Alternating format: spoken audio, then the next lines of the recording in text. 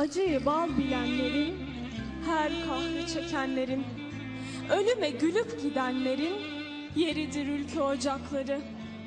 İlimle tas dolduranın, hilimle dost dolduranın, bilimle baş dolduranın yeridir ülke ocakları.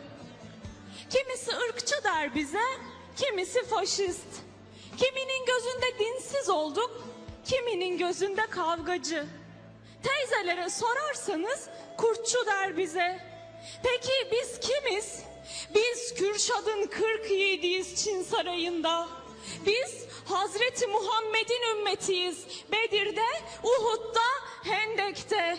Biz Ali'nin kılıcı, Hamza'nın haşmeti, Ömer'in adaletiyiz. Biz Ahlat'ta besmele ile Malazgirt zaferi, anafartalarda Çanakkale'yiz. At üstünde yalın kılıç ölen Enveriz Turan ellerinde. Ülkücü derler bize, ülkücü derler ya. Uzaktan bakarlar ya korkarak. Takım elbiseliler derler ya hani. Hah, işte biz onlarız. Mangal gibi yürek taşıyan imanlı göğüslerimiz var bizim.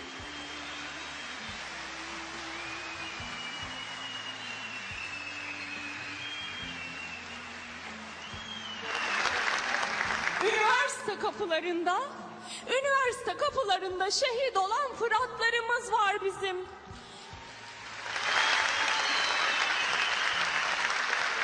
Bir de daha ne Fıratlar yetiştireceğim diyen analarımız. Ve biz dillerde sloganlar